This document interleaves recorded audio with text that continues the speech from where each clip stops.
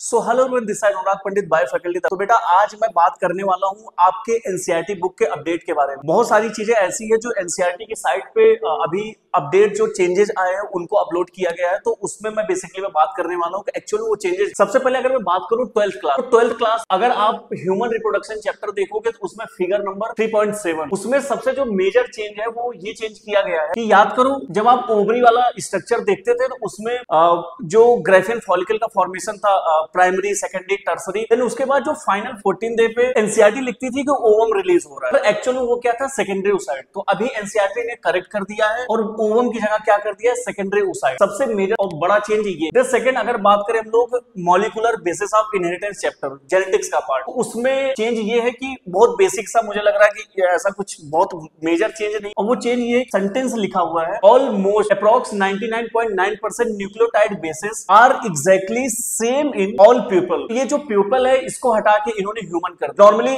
जैसा अगर मैं बताऊं कि ये जो पीपल था तो उसमें क्या है कि पॉपुलेशन की बात करते हैं, पॉपुलेशन में ह्यूमंस भी होते हैं और बाकी सारी चीजें भी हम लोग इंक्लूड करते हैं, तो यहाँ पे इन्होंने करेक्ट करके क्या किया है, ह्यूमन किया। ठीक है, देन इसके बाद अगर मैं आऊं 11th क्लास में अगर आप बात करो फोटोसिंथेसिस चैप्टर, क्या है फोटोसिंथेसिस में हम लोग बात करते थे एटीपी सिंथेसिस इन माइटोकॉन्ड्रिया। तो जब आप फिगर देखोगे होता क्या है कि उसमें जो थ्योरी वाला पार्ट था उसमें 4 हाइड्रोजन आयन तो लिखा था, पर जब आप फिगर देखते थे तो वहां पे क्या लिखा था, 2H+, मतलब 2 हाइड्रोजन का यूज करके एटीपी का सिंथेसिस हो रहा है। अभी इस चीज को फिगर में भी इन्होंने करेक्ट कर दिया है, क्लियर कर दिया है, और उसकी जगह क्या कर दिया, 4H+ आयन। देन इसके बाद हम लोग बात करें सेकंड नंबर पे, जब आप चैप्टर देखोगे cell the unit of life, उसमें 2 साइंटिस्ट, एक स्वॉन और दूसरा स्लाइडर। स्लाइडिंग साहब का तो ठीक था कि जर्मन बॉटनिस्ट थे, और थियोडोर स्वॉन का क्या था, एनसीईआरटी में पहले लिखा था ब्रिटिश जूलॉजी। अभी क्या है कि इन भाई साहब का आधार कार्ड चेंज कर दिया गया है और इसमें ब्रिटिश की जगह क्या कर दिया गया, जर्मन जूलॉजी। ठीक है, तो थियोडोर स्वॉन का जो ब्रिटिश जूलॉजिस्ट थे ये, इनमें करेक्शन डाला गया क्या, जर्मन जूलॉजी। ठीक है, देन इसके बाद हम लोग थर्ड नंबर पे आ जाते हैं। अगर आप बात करोगे न्यूरल कंट्रोल,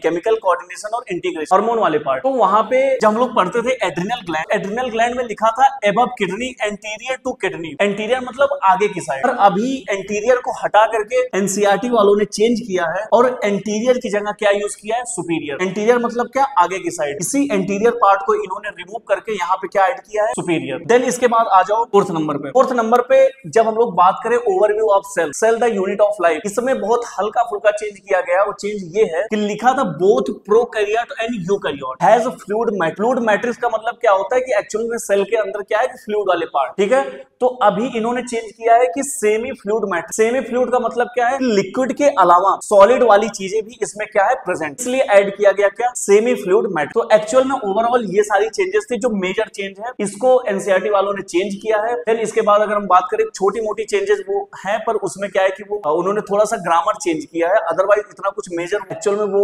आपके लिए इंपॉर्टेंट हो या फिर उतना जानना चाहिए। जो मेजर चेंजेस थे वो मैंने बता दिया। फिगर वाला पार्ट था ये ओवम, इसको कर दिया करेक्ट सेकेंडरी ओसाइट, बाकी पीपल की जगह ह्यूमन कर दिया है। देन इसके बाद 11th में ये सारी चेंजेस। ठीक है, तो मिलते हैं किसी नेक्स्ट वीडियो में, आप इसको करेक्ट करना, आप इसको देखना। Thank you so much.